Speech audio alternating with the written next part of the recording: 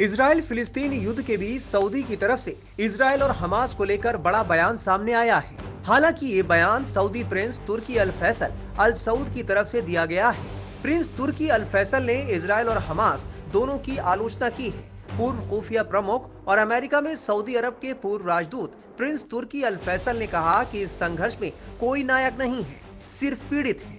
अमेरिकी विश्वविद्यालय में उनके भाषण में भारत का भी उल्लेख किया गया। उन्होंने सविनय अवज्ञा आंदोलन का जिक्र किया और बताया कि भारत ने अंग्रेजों का विरोध करने के लिए कैसे बिना हिंसा के संघर्ष किया था। उन्होंने भारतीय स्वतंत्रता आंदोलन का उदाहरण दिया।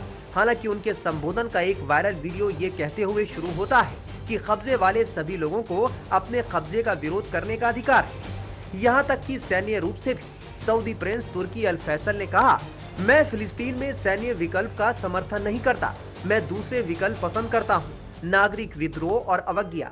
इसने भारत में ब्रिटिश साम्राज्य और पूर्वी यूरोप में सोवियत साम्राज्य को ध्वस्त कर दिया था। सऊदी प्रिंस तुर्की अल फैसल ने कहा, इजराइल के पास जबरदस्त सैन्य श्रेष्ठता है और दुनिया गाजा में उसके द्वारा मचाई जा रही तबाही को देख सकती है। यही नहीं, हमास पर निशाना साधते हुए फैसल ने कहा, हमास के हमले के कारण इजरायली सरकार को हमला करने का नैतिक अधिकार मिल गया।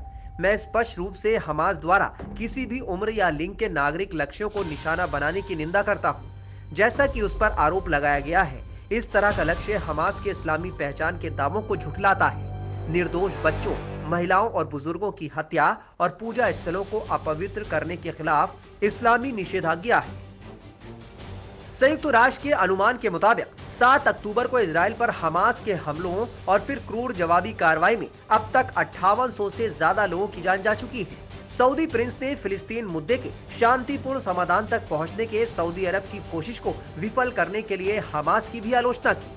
फिलिस्तीन में इजराइल की तरफ से किए जा रहे हमलों में मासूम नागरिकों की मौतों को लेकर प्रिंस ने कहा कि ये रक्तपात बंद होना चाहिए।